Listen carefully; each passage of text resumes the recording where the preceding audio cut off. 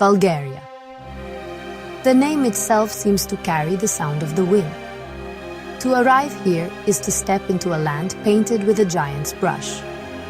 The mountains rise from the earth not as jagged peaks, but as ancient sleeping giants. They are immense. Their slopes are covered in a deep, velvet green. Forests of pine and beech trees stretch as far as the eye can see. They climb towards the sky, their dark colors a stark contrast against the soft blue canvas above. The air here is different. It is clean and crisp, filled with the scent of pine needles and damp earth. It is a land that breathes. Standing at the foot of the Rila Mountains, one feels incredibly small. The scale of everything is humbling. Clouds drift slowly, their shadows moving across the vast landscape like silent ships. They wrap around the highest peaks, creating a sense of mystery and wonder. The wind whispers through the tall grasses. It carries stories from one valley to the next. The sound is a constant, gentle murmur. It is the voice of the land itself. It speaks of seasons changing and of time passing slowly. This is a place of profound quiet and deep stillness. Here, life moves at a different pace. Eagles soar high above, circling on thermal currents. Their sharp eyes scan the ground below. They are the true kings of this domain. Down in the meadows, wildflowers burst forth in a riot of color. Purple irises, yellow buttercups, and red poppies dot the green fields. They sway gently in the breeze, a vibrant tapestry woven into the landscape. Every detail is a marvel. Every plant and animal has its place in this intricate web of life. It is a world in perfect balance. As the sun begins to set, the mountains change their character. The fading light paints their slopes in hues of orange and pink. The shadows lengthen, stretching across the valleys like long, dark fingers. The world grows quiet. The day animals retreat to their shelters, and the creatures of the night begin to stir. A sense of anticipation hangs in the air. It feels as if the land is holding its breath. One stands here, on the edge of darkness, feeling the immense power and timeless beauty of this ancient place. It is a moment of pure connection. Water is the lifeblood of this country. It carves its way through the landscape with patient determination. Rivers like the Maritsa and the Iskar are not just bodies of water. They are arteries, carrying life from the heart of the mountains to the sprawling plains below. Their courses twist and turn, reflecting the sky like long, shimmering ribbons. The water flows with a steady, rhythmic pulse. It is a sound that has echoed through these valleys for millennia. It is a constant reminder of the relentless and gentle passage of time. To stand by the bank of such a river is to witness a world in motion. The water is clear, so clear you can see the smooth, rounded stones on the riverbed. They have been polished by the current over countless years. Small fish dart through the shallows, their silvery scales flashing in the sunlight. Dragonflies with iridescent wings hover above the surface, their movements quick and precise. The river is a corridor of life, a bustling highway for countless creatures. It is a world of its own, full of drama and beauty. Following the river's path, you will eventually find the villages. They are nestled in the curves of the land, protected by the surrounding hills. The houses are built from stone and wood, materials taken from the earth itself. Their red-tiled roofs glow warmly in the afternoon sun. Smoke curls from the chimneys, a sign of life and warmth within. These settlements have grown organically, shaped by the needs of the people and the contours of the land. They seem to be a natural extension of the landscape. not an intrusion upon it. As the river flows towards the lowlands, it slows and widens. Its banks become softer, lined with willow and poplar trees. Their leaves rustle in the breeze, creating a sound like gentle applause. Herons stand motionless in the shallows, their long necks poised to strike. They wait with infinite patience, a perfect embodiment of the river's slow and steady rhythm.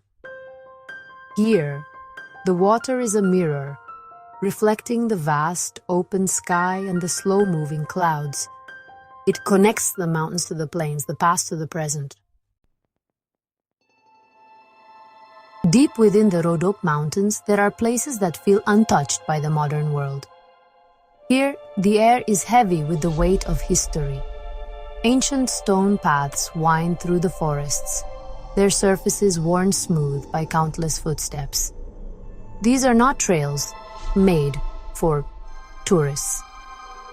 They are old roads, walked by generations of shepherds, traders, and travelers.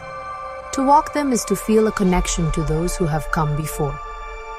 You can almost hear the faint echo of their voices in the whispering wind. In hidden clearings, one can find the remnants of ancient settlements. Thracian sanctuaries, marked by enormous, precisely placed stones, stand as silent monuments. They are powerful and enigmatic. What rituals were performed here? What beliefs did these people hold? The stones offer no easy answers. They simply stand, enduring the sun, the wind, and the rain. They invite quiet contemplation. Touching the cool, moss-covered surface of one of these megaliths is like touching the distant past. It sends a shiver down your spine. The villages in these remote areas are living museums. Life continues much as it has for centuries. Old women sit outside their homes, dressed in traditional dark clothing. Their hands are never still. They spin wool or shell beans, their movements practiced and efficient. Their faces are like maps, etched with the lines of long lives filled with hard work and simple joys. They watch the world go by with knowing eyes. They are the keepers of tradition, the living link to a past that is still very much alive. As dusk falls, the atmosphere in these old places becomes even more intense. The shadows play tricks on the eyes. A gnarled tree can look like a hunched figure. The sound of an owl can seem like a mournful cry. It is easy to understand why these mountains are so full of legends and folklore. They are filled with spirits and stories. Standing alone as darkness descends, you feel a profound sense of awe and a little bit of fear. You are a visitor in a world governed by ancient rules and timeless mysteries. On certain days of the year, a unique tradition unfolds. It's a gathering born of necessity and, well, maintained by custom. In the town of Stara Zagora, a special market takes place. But, you see, it's not for livestock or produce. Instead, it's a gathering of the Kaleji, a community of semi-nomadic artisans. For generations, they've traveled the country, mending pots and pans. Once a year, they come together. It becomes a time for family reunions, for celebrations, and for a very particular kind of introduction. This is the so-called bride market. The atmosphere is festive, not solemn at all. The air just buzzes with conversation and laughter. Families arrive in their best clothes, the colors bright and, honestly, quite hopeful. Music plays from car stereos, a blend of traditional folk tunes and modern pop. The scent of grilled meat and sweet pastries fills the air. It's a social event, a rare opportunity for a scattered community to come together as one. Young people who may have only spoken online now have the chance to meet in person. It is a day of possibility. The young women are the center of attention. They walk through the crowds, often with their mothers or sisters. They wear beautiful dresses, their hair and makeup carefully done. There is a sense of pride and anticipation in their posture. But they are not passive objects. They are active participants in this tradition.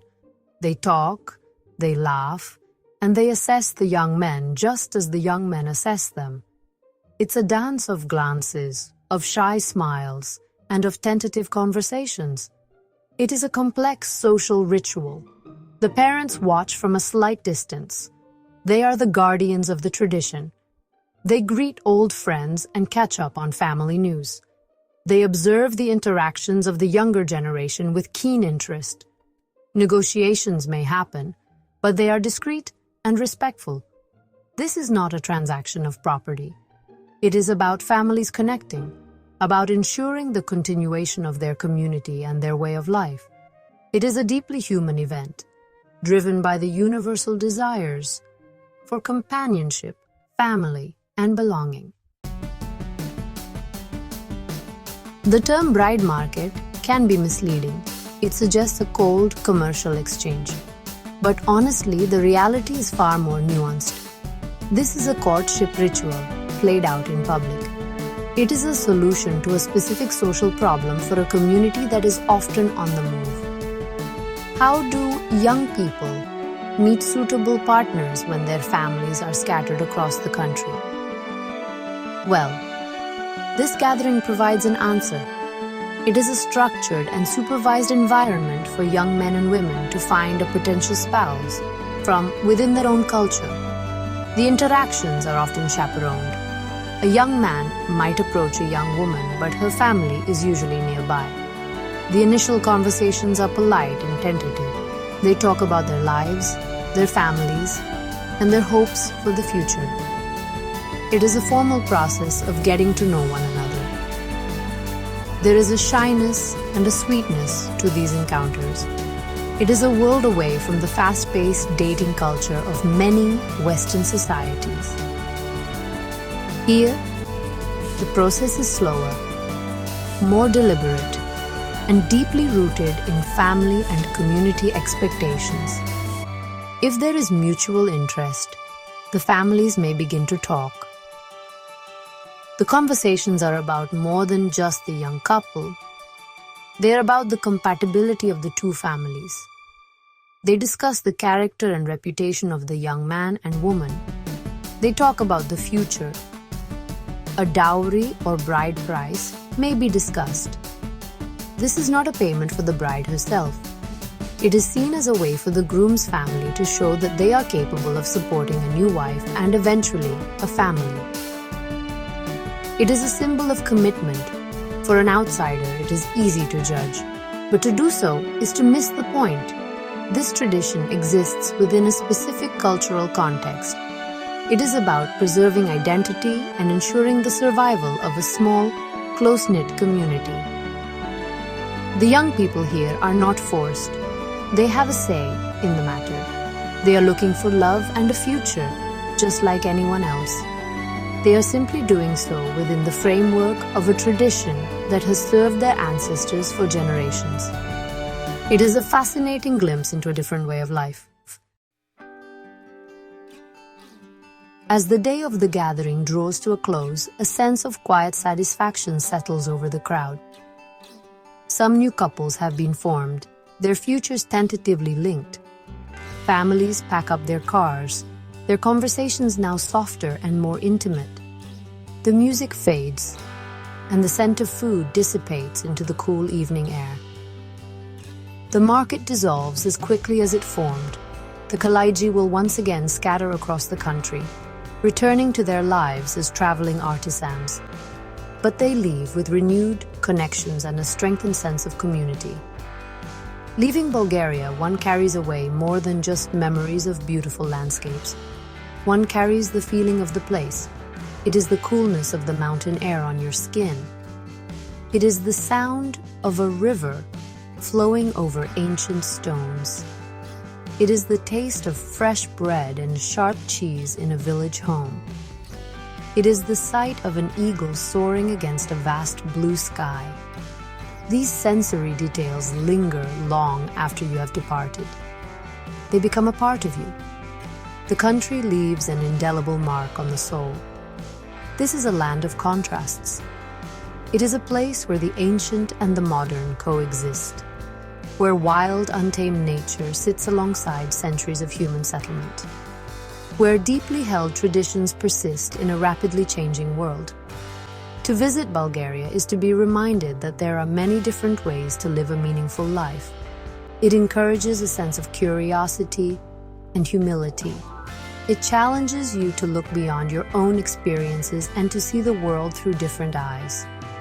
It is a lesson in the richness and diversity of the human experience. And so, the mountains continue their silent watch. The rivers continue their endless journey to the sea. The traditions, like the stone paths, endure. There is an unspoken promise in the air here. It is a promise of continuity, a promise that even as the world changes, the heart of this land will remain. Its beauty, its resilience, and its quiet, profound spirit will endure. And for anyone who has stood in its presence, felt its wind, and listened to its silence, the memory will call to them, a whisper from an ancient and unforgettable world.